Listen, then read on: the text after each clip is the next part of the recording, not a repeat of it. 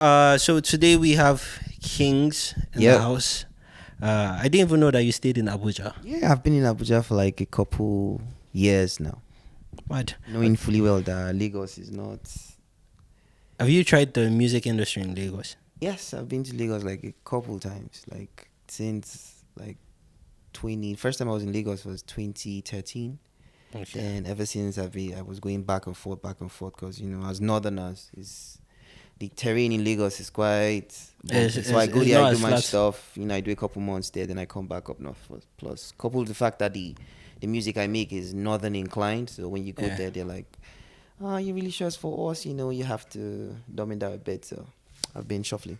Mad. So when I heard your name first, I thought it was like King, like King. You're right. The name is King, King, but you don't tell somebody that your name is King and he stops there. That's true. That's true. So how did you come about that name? Shouts to so first was because, like I said, I say my name is King and they start asking you questions like king of where, king of who, king of how, Yeah, exactly. why king, like yo. Exactly. It was a heavy name, but now that I'm older, I thank my dad for it because Wait, your actual name was King. yes. I thought it was your music name. You see? What? What? So I thank my dad for it now, but growing up it was like a hurdle because you don't tell people like my name is My King. name is King. And they're like, King of who? this sounds a little bit cocky. Exactly. You get. Exactly. So back in Exactly. school, as in ABU, I was like, let's just put an S to it. So when they hear Kings, they think it's short form for Kingsley. Or And something. you don't have Yeah. to answer the questions and you just run with it. That is Yeah, mad. it was So, stressful. when you're starting, because this is supposed to help a lot of upcoming artists, yeah, branding is important. Very, very. How did you brand? How did your branding go? Was it like a linear process? How did it happen? Well, it kind of grew because back in secondary school, I was actually, good with definitely if you flow with hip hop, you definitely have to go with the style and the rest. Yeah. So my style was not a joking thing for me then. Going to school fresh every day and stuff. So transitioning to university, I was then it was the baggies and all. So my brand was hip hop inclined. And Okay. it kind of grew with me. So lots of inspirations from the greats and people I grew up listening to. I don't know, yeah, because Yeah. I want to understand. How did you go from making music for yourself, like from nobody knowing you, to Yeah. now making songs with people like Fowls, MI, and the likes? So first things How first. did that happen? I started putting out music in professionally, like in school. Then it was BBM and all, and on blogs. Let's say 2012. So it kind of caught the attention of MI in 2013. So that was when I met him. He flew me over from Zaria to Lagos. So I met Wow. him. So we became buddies and all. You get. So that's MI. Fast forward, same year I met Ice. No. Like Ice reached out, but I didn't meet him till like 2015, 2014 when I finished uni. Then fast forward, let's say from 2014 to 2020 was when I hit up Files. It was my birthday, and I told my fans to like, okay, I need Files on this song, and they did it. And Wow. shortly after he replied online, like, let's do it. So that's how I got to Files. So you see, it's not like it's something boom, boom, boom. Yes. It takes like a while. It takes time. Like a while. So you got that recognition from freestyles? Was it from your actual song or just So from school first? with M, I did covers. I started with covers, definitely. I did covers. Then I started doing my own originals. So I did like a version of. I sampled his song "Ninja for You." The oil gets fine and the crew gets refined. This is like a sample, a small sample, and I spoke about Nigeria. So I think that got to his ears and he heard it, and he wanted to link up and do stuff. So with M, it was covers and like an original. But with Fowls, it was like an original song I did, and the vibe was, when I was making the song, I made it with Fowls in mind. I was like, yo, this song is Fowls is bop. So, Mad. and it got to him. But me now, yeah? Yeah. Today, I don't advise people to make covers again. I don't feel like covers work as much as they used to work before. Yeah. But what do you think? You can do covers to grow your fan base because covers is like a cheat code. You get, if you've heard something before, then you hear it from another point of view, or you hear another artist that's doing it in another light, you'd want to hear it. And sometimes covers actually brings out the beauty in a song. Like you can hear a song that you don't really vibe to, then you hear another artist, performing it. Then you're like, oh my Another God, spin. that's another spin to it. Exactly. And sometimes from a cover, you get definitely it's just something to use to build your fan base. And when it gets there, then you can start doing your originals. It's like a bait to lure the audience in. Mad. Is the marketing now, yeah? Is it more important than the music right now? Because I don't want to mention names, but you see a lot of artists that should not be where they are, but because of the marketing, the kind of push they have and stuff, it works.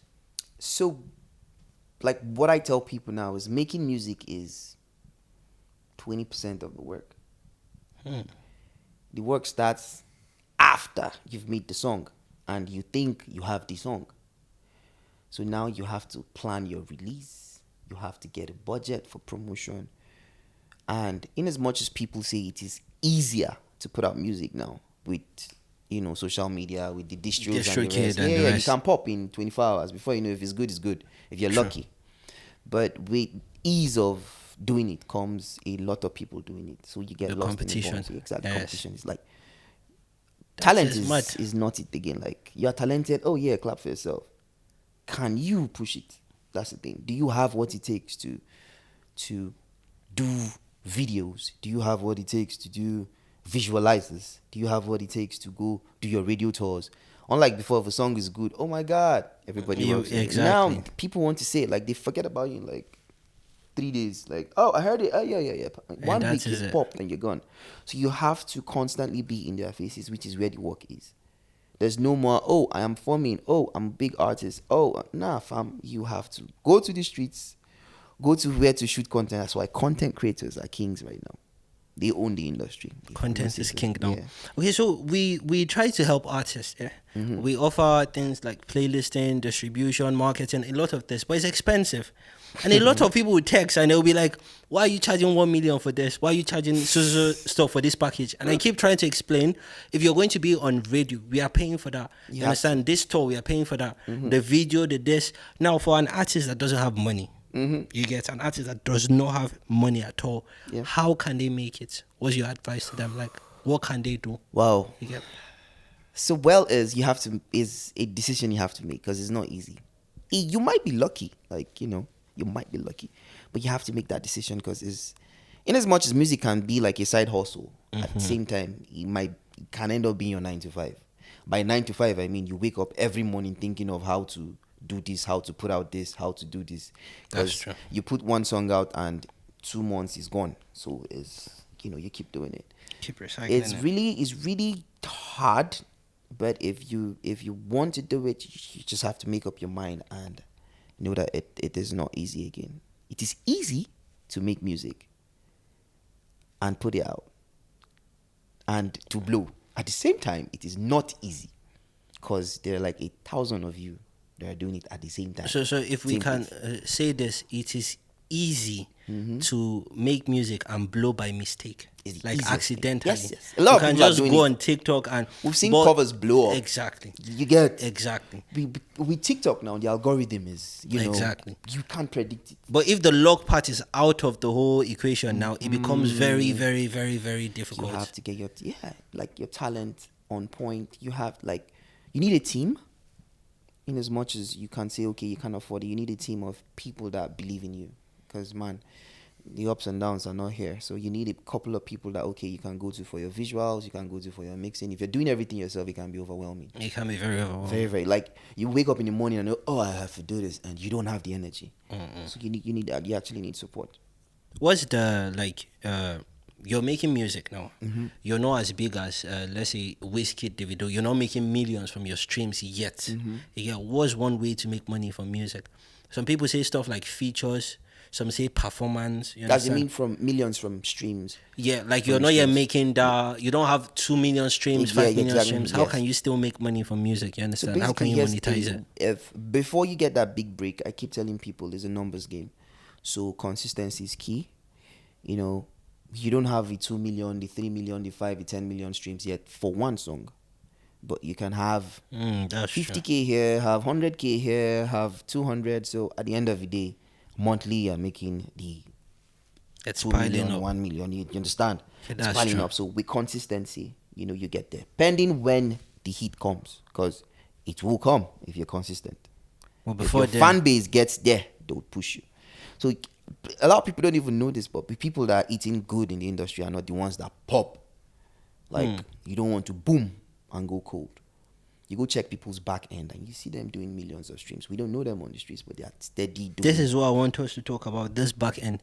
Because a lot of times artists that are trying to come up, they only look at the people in front, like those, oh, I want to be like this person, this person, this person. But they don't know there's a lot of people making the money the people in front are making without that noise. You understand? So So technically, I think with Spotify is it $4,000-$5,000 per million streams. Yes. With Apple Music, it's like $7K per million streams. You get. So we have people that you just go to their back end, you see one song with 20 million streams. And they are not boom, boom. You don't hear them on the streets. You go, you see 5 million here, you see 7 million here, you see 4 million here, you see 3 million here. You get. Then you don't know them. By the end of the day, they're cleaning. I don't know if I can call names here. Yeah, no, you can call names. We are trying to help people. Let's say somebody I respect. I think people that, you see this marriage song line, like, you go to weddings and the rest, like, the likes of Flavor, the likes of Rikasani, Chike, cashing out big time. You get, you go check the back end, you understand? You don't necessarily have to kaboom, pow. No. No. That gradual descent. And it's better because you can sustain it. It's hard to reach a certain peak. Then the decline is where the problem is. A lot of people can't really handle that. I am the center of attraction now, and I'm no longer buzzing. I'm going down. Exactly. Depression sets in. Exactly. So you don't really want that boom. Then you can't sustain it. Like what I always tell people is when you see somebody just come out of nowhere very fast, the same thing will happen. The person will just go cold very fast. You understand? But you have to find a way to like sustain that whole stuff. That's like the hardest thing. Exactly. David always mentions it, like, man, you have to have like a follow up. The follow up is the hardest, and maintaining that. So you see the likes of David, Wiz, Burna, that have been there consistently. Exactly. Maybe being at all. Man, so if you could go back now, because you've been making music for long, you understand? Like over a decade. Again, this is to help you people. You understand? This is to help people for free. For free. If you could go back now, what are some things you would do differently with your music, or the way you carried it, the way you moved with it? So when I started off, I was pro hip hop. My friends were always telling me, yo, sing. I wasn't that confident in my voice, but I was confident in my rhymes and my bars. I grew up on hip hop. I wanted to rap. If I would have done something differently, it's probably maybe do more of Afrobeats earlier on. Because I realized even the big Afrobeat acts, even David started off as a rapper. I guess I think I saw him. That's true. We started off a rapper. Even Burna. Even Burna. Exactly. So you get, everybody grew up and they're like my peers and stuff, close. You get, and maybe because hip hop was popping then, Chalk Boys were on top. You get. So the influence were like, oh yeah, if they can do it, I can do it. But looking back, even M had to do a couple of Afrobeat songs. Ice Prince had to do Black Ones had to transition. Exactly. So, rap is going to give you that platform. But at the end of the day, you have to make music. And for listeners. Exactly, for the listeners. So the music I'd make is more Afrobeat inclined. But besides that, I'd probably not worry over a couple of stuff. Yeah, like if I can tell myself, I was like, yo, don't tap. I think don't worry about it. It will pass. Everything will pass. This will be good. So you have a lot of viral songs, you understand? A lot of viral songs. From this, a lot of them. How do you come up with those songs? Do you write it with virality in mind? Like when you're writing it, are you like, okay, this will go mad on TikTok, or this will be good for transitions, this will be, you understand, this will be good for deliberate with my songs. My friends come, like before making the song, I tell you what I'm going to make. Like when I had the idea for Budget, I was in Lagos with my friend. I woke up in the middle of the night. And I told him, I have an idea. I couldn't wait to get to the studio the next day. And I knew exactly who to tell to make the beat because I didn't produce it. Then when I told him, he came up with the beat exact. I told him the reference track. He did it exactly. Then he sent it. And I went to the studio. Then my second producer heard it and said, nah, he needs to be a part of it. So he did the finishing of the song. And the hook was already there. I already did just like verse 1. So when I went back, I did the verse 2. I already knew, okay, this is what I wanted. And this is the target. So you were audience. very intentional with the whole Exactly. sound. Who be these guys? The same thing. Like, there's a slogan everybody asks, like, who be this guy? Exactly. You're like, who be this guy? Who be this guy? So it's like, okay, this is going to be like a very nice TikTok anthem. And the bop was, kind of similar to Bop Daddy. Bop Daddy, you get, and it wasn't popping then. So I was like, I need something similar. That was why Fouls came to my mind. I was like, okay, let's do something Fouls would like and see how to reach Fouls. And it was successful. I think I've been successful with viral songs since I started. Because all of them, I went and I was like, since I started, I was in school, AV Zaria, and I noticed, there was this dynamic of, there's the girls, they're like the northern girls, so there's this term they call them Malu Shorty. So I made a song I told my friend I was going to make a song, and I made it. I titled my Malu Shorties, from my experience. And from his experiences, from stories. It was very relatable. Exactly. And before I knew it went viral. Then it was BBM. There was no Instagram then, sir. It was BBM. So it popped on BBM.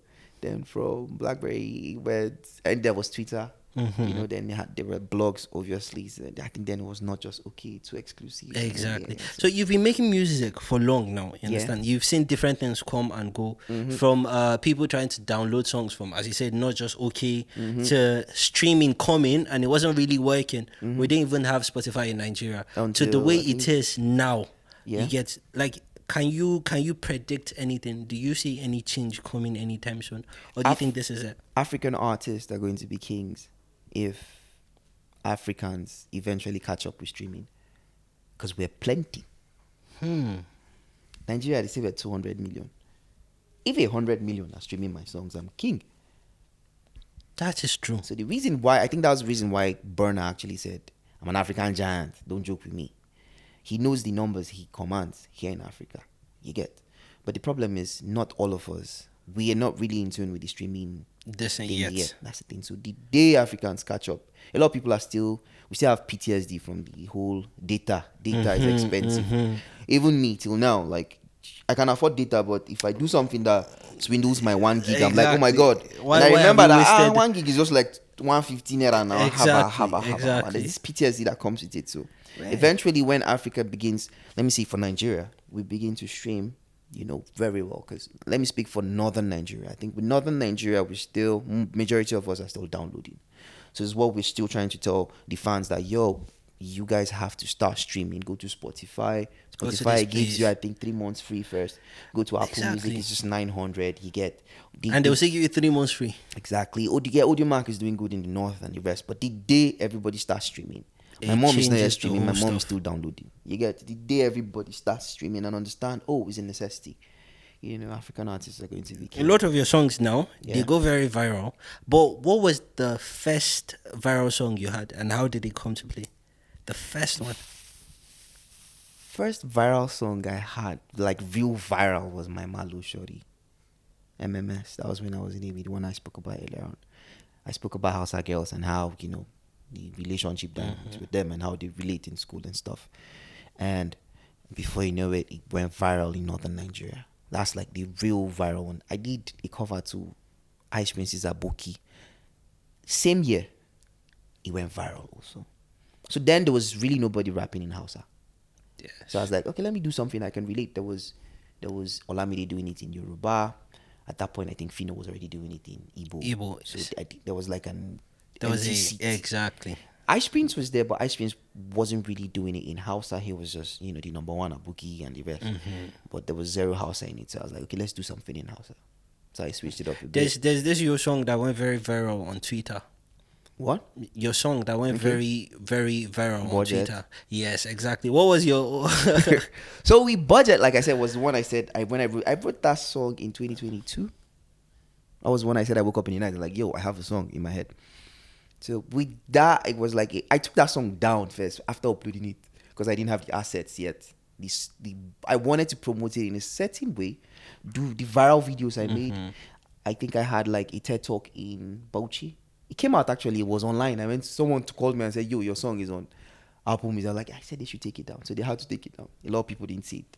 Thank God. So I had to, re-upload and, set a new date. But with that, I was, deliberate with how I wanted it to go. Budget. And I wanted to, step out from the whole Northern Hausa rapper conversation.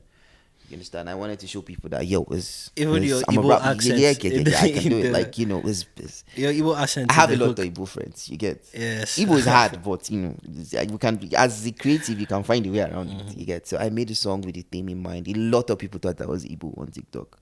Not until my real fans now say, nah, he's not at all. This one even here on our side. You get? So the whole idea, I have friends that we sit, after making songs, I send to them, and shouts to USB. The first thing he does is he'll start cooking up concepts of, okay, this is the direction we need to go. This is what we need to do. So we came up with the videos. And so you have a team. It's not just you. Yes, I would say a team. The thing is, I do like 3 things. The other person might be doing like 4 things. So we're not really plenty. But we're just like, but I have friends that, okay, even with the songs, I have friends I can send to and say, tell me what you think about the song. Before it comes out. Yeah, I have friends that, okay, I know his ear is for the market, like the streets. I send somebody, I know, okay, this one is for the intellectuals and the rest. So with the feedback I'd get, I know how to proceed. Were you ever signed? Did you ever want to get signed to like a major label? Did you audition? What happened? You understand? Did you have that goal? So starting off, I have never been signed. I have always been independent. I almost got signed to Chocolate City. That was initially when M flew me, but it didn't happen. So ever since, it has always been back and forth. Lagos, the north, and I have always been 100% independent. So I don't know how I've scaled through, but I have scaled through, and we're still here. Oh, that is not easy at all. To be independent from the starts, from the get-go to the end. It's right now that a lot of people are saying that they don't have to be signed. You understand? You don't have to be signed at all. And there are a lot of things you can do to, like, side hustles to fetch you money now that you can put into Exactly. This is why I keep telling people, this is what the labor will do for you. This is what the labor will do for you. If you're willing to work, you understand? If you're not lazy, you're willing to work. You can do a lot of things. You understand? You have to. Then I keep telling them, we do some things and it's at a certain price, but you can still achieve this, you understand, at a budget for now. And then when you've gotten to this point, you can then... Everybody wants to jump. That's the thing. You want to fly. Me? You have to crawl a bit. The thing is, I think, who told me that? It was Toda. Yeah, Toda. She said, I can't really remember. Like there's like 3 steps. If you're starting off, you blow up on your 3rd or 4th single. So if you're consistent with it, just get a plan. Drop the first one, push it. You kind of walk, you crawl. The second one, the 3rd one, then the 4th, kaboom. You get, if you're consistent with it. If you're consistent with it. That's the theory. But a lot of people kind of do the first one with the whole, anticipation of, oh, I'm going to pop. This is this song. This is this. Nowadays, I make songs and, I vibe with even my friends. Like, it's good. Yeah. And it's gone. Like, whatever comes of it is good. Right now, I'm huge on consistency, not really looking for that perfect one in your head. Exactly. Because to you, it's perfect. To the audience, it's like, and the one you might just discard might be the one that changes everything. I'm telling you. I wanted to ask again, do you have a vote? There are different artists with different methods of releases. Some people have like, okay, we have 20 songs in the vote, we'll pick one. Some people is like, okay, I do this. You understand? There are different kind of distance, different kind of artists. I'm not the type to record 20 songs, then go through 20 songs. I don't actually discard my songs. Okay. I remake them. I must finish the song. So I don't wait to do like 20 songs. And since I'm not signed, I'm not answerable to anybody. Exactly. So I don't do like 20 songs and send it to Susu person and say, a bunch of people will sit down in the room and tell me which is which. That can be frustrating because as an artist, you already know you have an idea for this song. This is a song you want to put out, but because you're signed to a label, an A&R can just come and tell you, no, we don't want this for you. You want this, and no, I don't do that. I don't have like 20, except maybe I'm putting out an album. You understand? Then I'd say if I'm putting out 10 songs, I might record like 20 songs or 16 songs. Understand? Because to some extent, I don't do half-baked songs. Yeah. I don't just rush and do songs. If I'm doing a song, the idea has to be like 100 in my head. Then, even if it doesn't come out well now, I work on it until it comes out.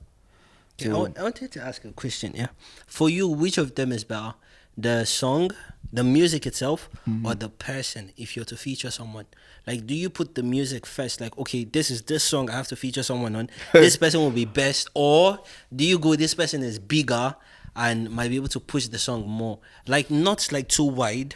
Yeah, you get. so I like think still it's, a bit close. yes, it's a balance. So sometimes you can be a fan of somebody and say, okay, by any means necessary, I need to feature this person just because I'm his fan. Or like what you did with Faust, that the song was for Faust, and that's what you wanted. Yes, that's what I now, wanted. if somebody that was a lot bigger than Faust Comes. at the time was also interested, M came.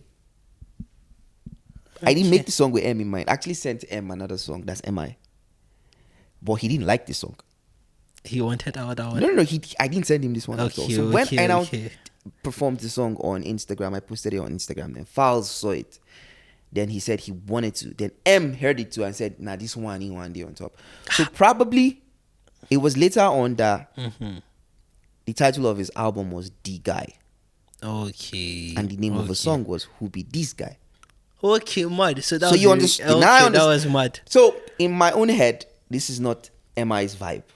I sent him the vibe I wanted him on. I didn't even send him a song. So if I had sent that song, he would have probably been on. He would have, this is the song I want to be on. You get. So that was how M now said, he needs to be on the song also. So I got two of them, and the more the better. Do you give out a lot of like features? Yeah, I do features. You collaborate a lot with people. Not a lot, because I'm kind of like, quite picky. But I give out features. And sometimes I see a song I like, I jump on it. You understand? Like, Just like that. yeah, if a song is really, really good, but I don't do it much these days. But if a song is really, really good, I do my version. Like, I have to jump on it. I get the instrumental. I can twitch it a bit. Chop and chop and chop. Do my own version and good. What's your advice for a lot of artists that don't understand the business part of music at all? Like, they don't understand even their streaming rights, this one publishing, sync licensing. They don't understand any business part of it. They think music is just making music. When you start, that's what you think now. When you start, you just want to be popular. Some people just, come at it that way. You just want to be popular. You don't really need one or two, but eventually, you need to. Nowadays, it's quite easy. It's on YouTube. You just need to do a little bit of research. A little bit of Do the research yourself. Understand if you want to be independent. Understand that there are things you need to know. You need to know about your distro. You need to know about the deals they're giving you. You need to know the differences between all the distros, what percentages they're taking. You need to know who to sign up to for your publishing. All that is on YouTube. Get your back end straight.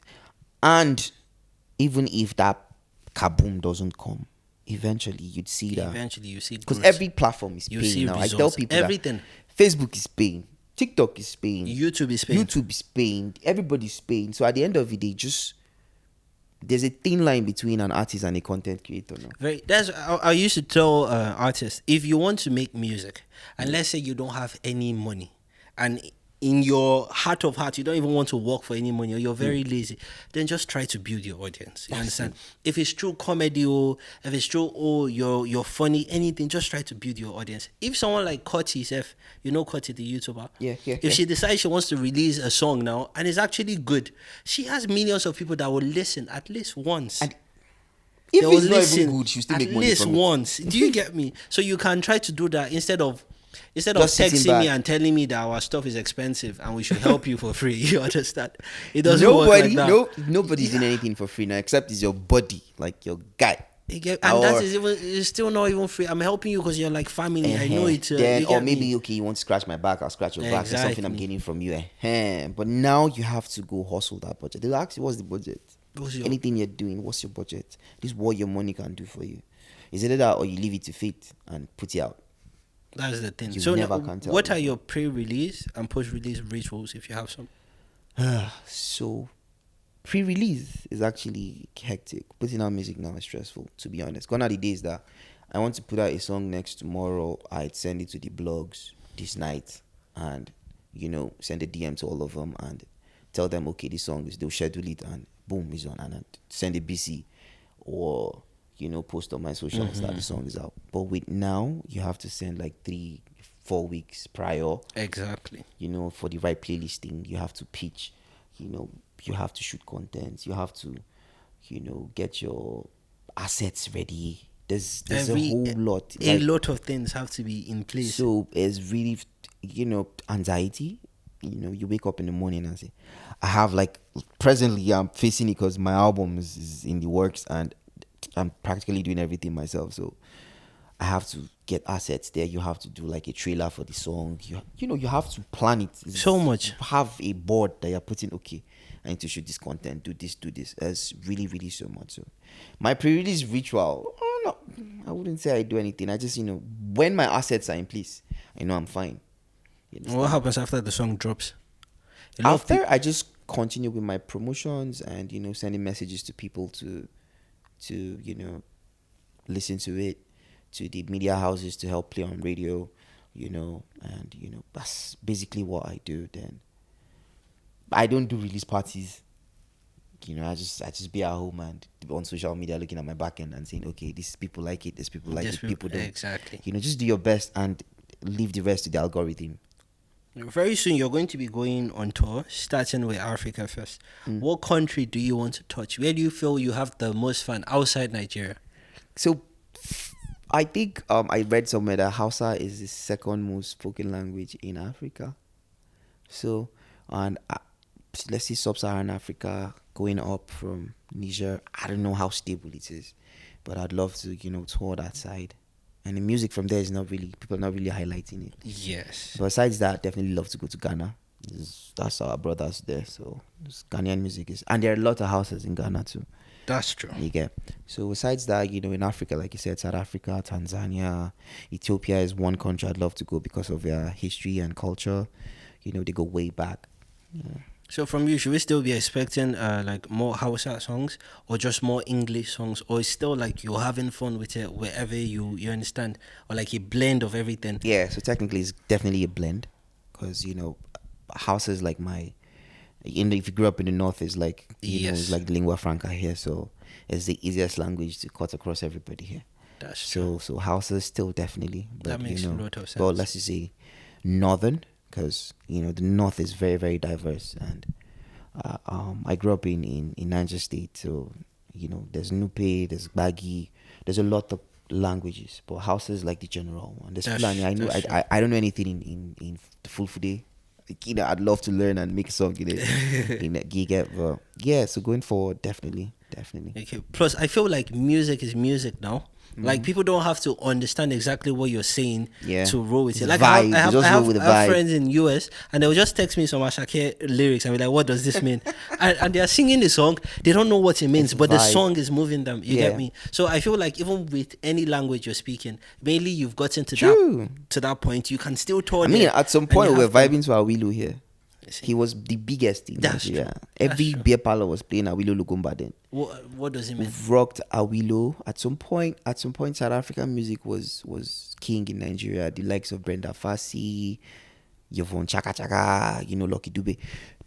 My parents, that's what they were listening to. You understand? Yeah. With Brenda Fassie, the whole Zulu language. Yes. There's some things she says, but you don't get. But my elder sisters were singing to it, and I myself, I was singing to them. You understand? I knew the lyrics, but I didn't actually know. I think there was this recent song, is now that we're understanding the lyrics of that it was a heartbreak song or something. Then we're vibing. We're vibing to it. So that's the thing about music, yeah. So it's universal. So I think Nigerian sound now, shouts to the producers. The vibe is actually what's going. So Afrobeat is at the point that there's this groove and you can't just help but dance it. Exactly. So we don't want to take a lot of your time because we want to talk to you after your album drops. You get, but For what's one advice, or like if you things you can just say to upcoming artists, upcoming producers that are not yet making waves but they are trying? So basically, what I'll say is, like I said, make that decision yourself, and just know it is like this. Is not up and you stay there. It goes. That's the fun of it. The whole experience of you're up and you're down. You're up. Sometimes it might not go your way. Just get prepared for the huddle and make that decision and chase your dreams. Talk to yourself, and there's a conversation you have with yourself, and you're not lying to yourself. If you're really good at the music, you'd know. Don't lie to yourselves. Friends can be, try to be modest with you and, give it to yourself. But you, in your hearts of hearts, you'd know if you're good or not. And if you've made that decision that, okay, this is what I want to chase and pursue, face it square and well, and definitely you'd excel. And that's it. All right. Thank you so much. God bless you for coming out Pleasure's mine. And talking to us. This has been theGRID, and we'll see you. I don't know when we'll see you, but yeah, just watch the whole stuff, learn, and try to start working. You understand? All right. Thank you so much.